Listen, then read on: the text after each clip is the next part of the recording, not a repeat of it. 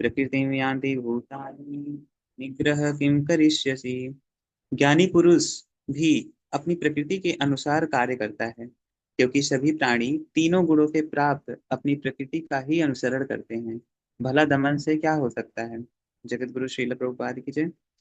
कृष्ण भावनामृत के दिव्य पद पर स्थित हुए बिना प्रकृति के गुणों के प्रभाव से मुक्त नहीं हुआ जा सकता, जैसा कि स्वयं भगवान ने 7वें अध्याय में कहा है। अतः सांसारिक धरातल पर बड़े से बड़े शिक्षित व्यक्ति के लिए केवल सैद्धांतिक ज्ञान से आत्मा को शरीर से पृथक करके माया के बंधन से निकल पाना असंभव है। ऐसे अनेक तथाकथित अध्यात्मवादी हैं जो अपने को विज्ञान में बड़ा चढ़ा मानते हैं, किंतु भीतर भीतर वे पूर्णतया प्रकृति के गुणों के अधीन रहते हैं, जिन्हें जीत पाना कठिन है। ज्ञान की दृष्टि से कोई कितना ही विद्वान क्यों न हो, किंतु भौतिक प्रकृति की दीर्घकालीन संगति के कारण वह बंधन में बंधा रहता है। कृष्ण भावनामृत उसे भौतिक बंधन से छूटने में सहायक होता है, भले ही कोई अपने नियत कर्मों के करने में संलग्न क्यों न रहे। अतः पूर्णतया कृष्ण भावना भावित हुए बिना नियत कर्मों का परित्याग नहीं करना चाहिए। किसी को भी सहसा अपने नियत कर्म त्याग कर तथा कथित योगी या कृत्रिम अध्यात्मवादी नहीं बन जाना चाहिए। अच्छा तो यह होगा कि यथा स्थिति में रहकर श्रेष्ठ प्रशिक्षण के अंतर्गत कृष्ण भावनामृत प्राप्त करने का प्रयत्न किया जाए।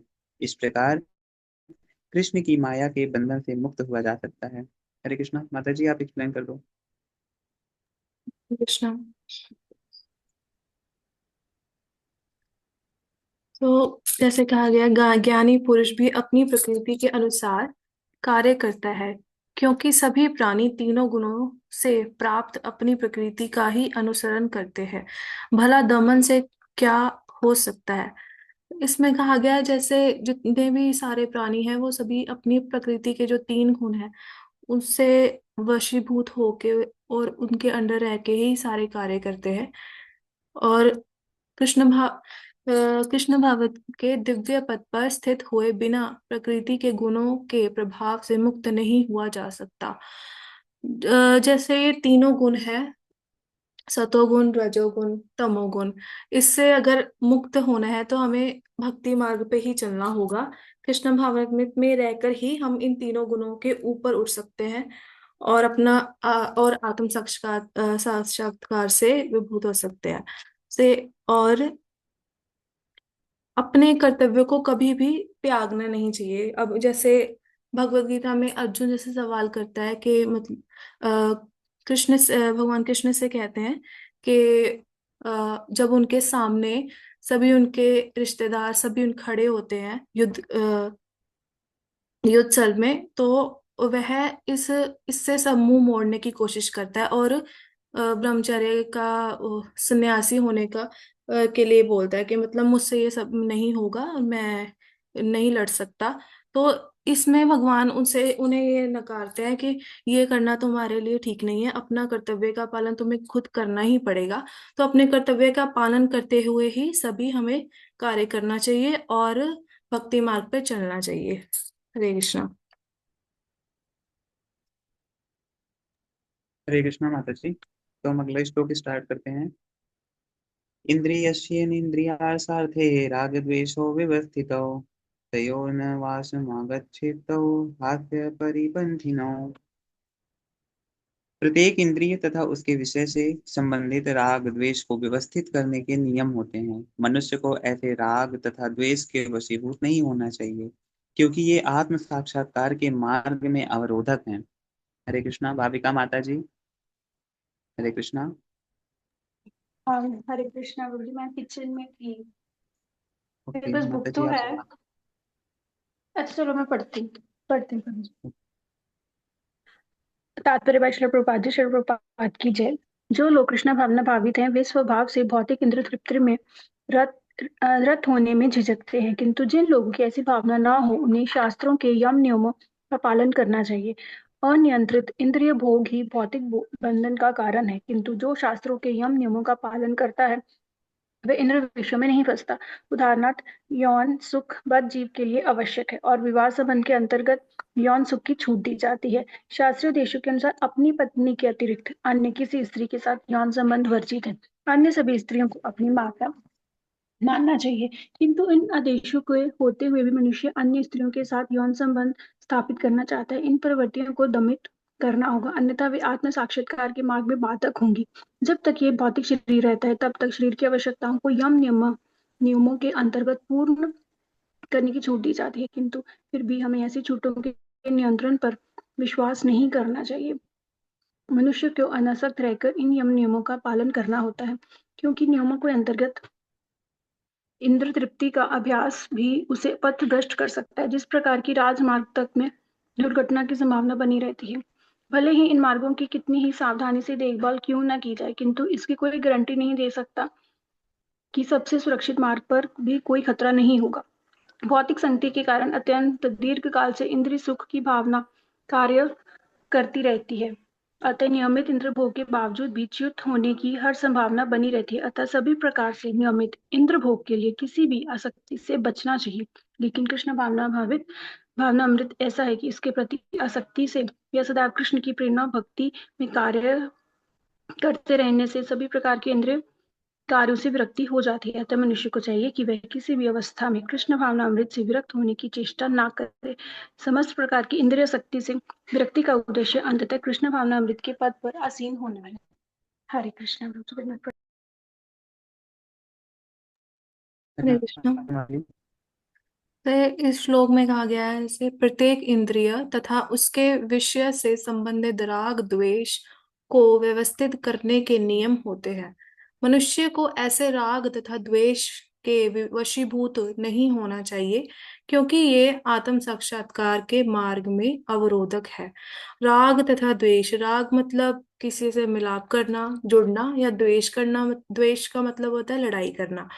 तो जैसे अब मनुष्य क्या करता है, मनुष्य जो मन में आए, आजकल की जो पीढ़ी है वो जो मन में आए वैसे ही करती है ना। कभी भी ये नहीं सोचती कि इसके पीछे क्या होगा, इससे इससे इसके कॉन्सिक्वेंस क्या हो सकते हैं, ये इससे करने से हमें कोई हानि तो नहीं है, लेकिन वो जो मन में आता है वही करती है। तो लेकिन इनको कंट्रोल करने के लिए भी कुछ नियम है, लेकिन कई जो मनुष्य हैं वो इन नियम का पालन नहीं करते हैं।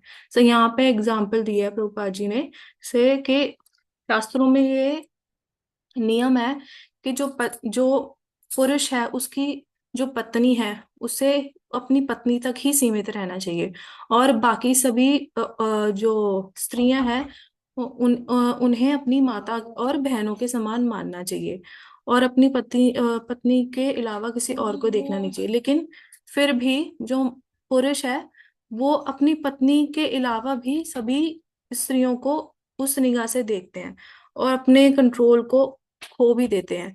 तो इनमें जैसे प्रभुपाद जी बोलते हैं कितनी भी कड़े नियम है, ऐसी कोई गारंटी नहीं है कि हम उन नियम पालन करते हुए भी अपना आपा या खो ना दे, या अपने जो पद से है वो मार्गदर्शन जो हमारा मार्ग है उससे अलग दूसरे कोई और मार्ग में ना चला जाए।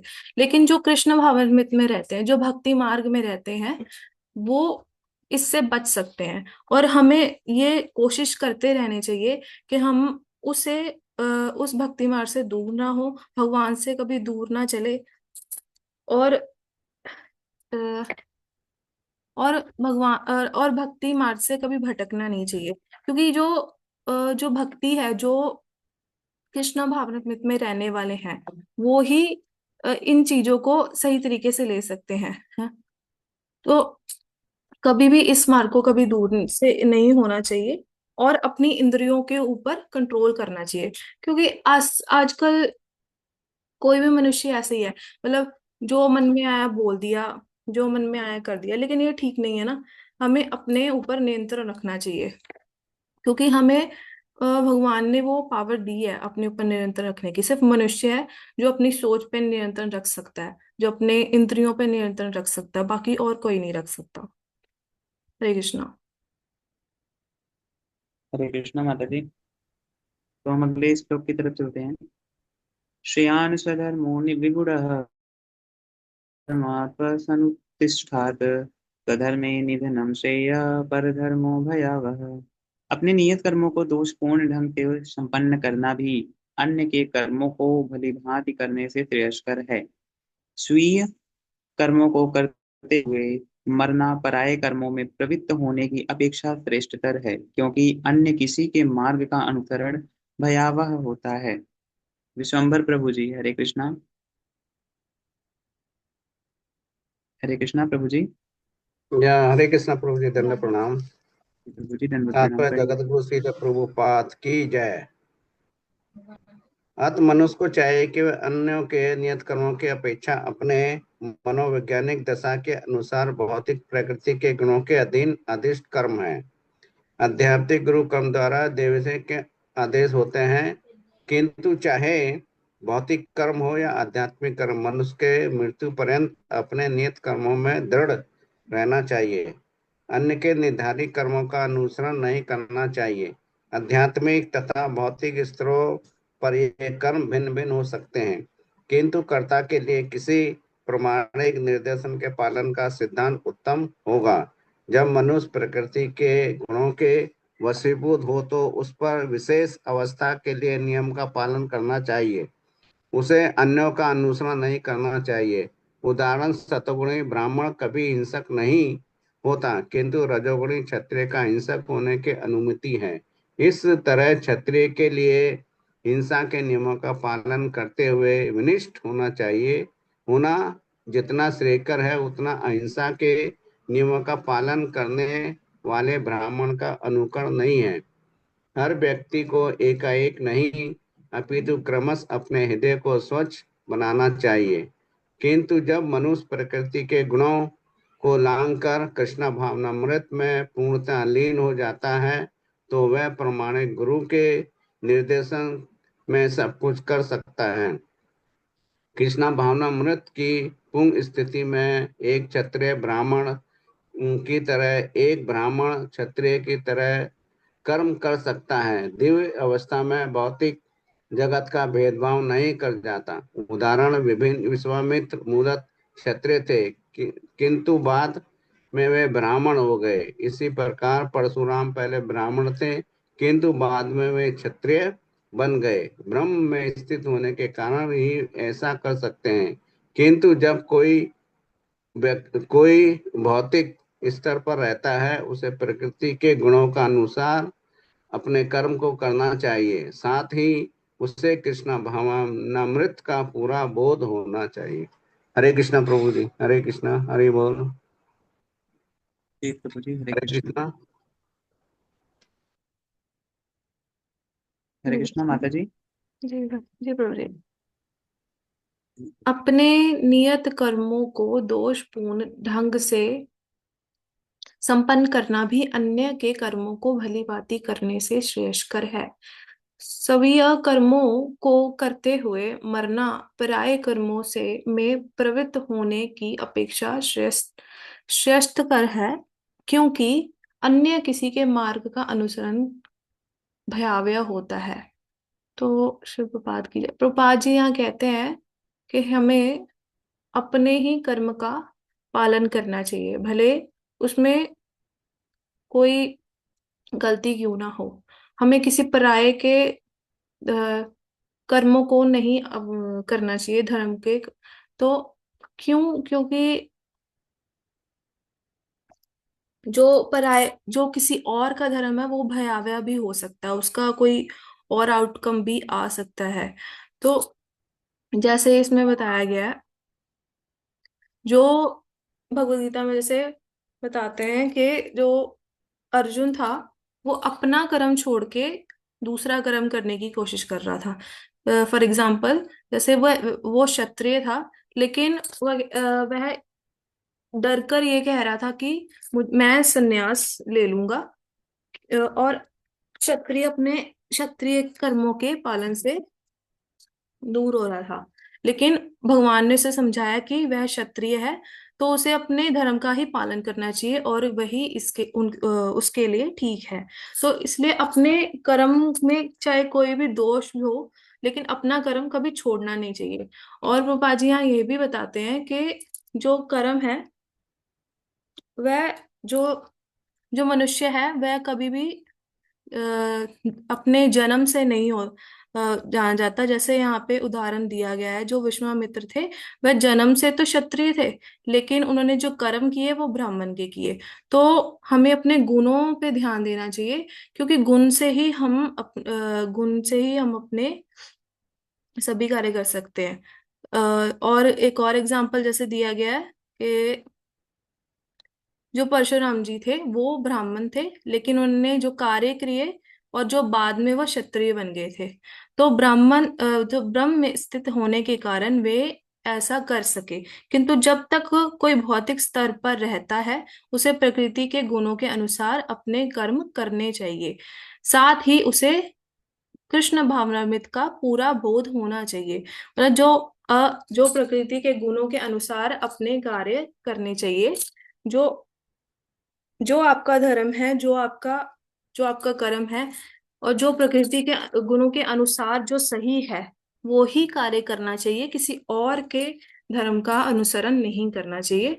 और कृष्ण भावनामृत में रहकर ये कोशिश करनी चाहिए कि भक्ति मार्ग पे चलते हुए और उसका अनुसरण करते हुए भी ये कार्य करने चाहिए। Hare Krishna. Okay, Hare Krishna, thank you माता जी। तो आज के लिए हम माता जी क्लास को यहीं पे रखते हैं, यहीं तक। हरे कृष्णा। हाँ जी प्रभु जी। ठीक है, तो आज के लिए हम क्लास को यहीं पे रखते हैं। बाकी हम नेक्स्ट सेशन में 36 श्लोक से कवर करेंगे और समझने का प्रयास करेंगे कि वहाँ पे अर्जुन भगवान से क्या पूछ रहे हैं। तो अगर किसी का कोई प्रश्न है तो वो पूछ सकता है। दिसंबर प्रभु जी, आपका कोई प्रश्न है तो आप पूछ सकते हैं। नहीं प्रभु जी, कोई प्रश्न नहीं है, सॉरी। Thank you. ओके प्रभु जी, हरे कृष्णा। तो आज की क्लास को हम यहीं पे विराम देते हैं। वाञ्छाकल्पितरुभ्यश्च कृपा सिन्धुभ्येव च पतितानां पावनेभ्यो वैष्णवेभ्यो नमो नमः। हरे कृष्णा कृष्णा कृष्णा हरे हरे, हरे राम राम राम हरे हरे। जगत गुरु श्रीला प्रभुपाद की जय। भगवतवाणी श्रीमद् भगवद गीता की जय। अनंत कोटि वैष्णव वृंद की जय। नामाचार्य श्रीला हरदास ठाकुर की जय। तो आज की क्लास को हम विराम देते हैं। सभी भक्तों के चरणों में मेरा सादर प्रणाम है।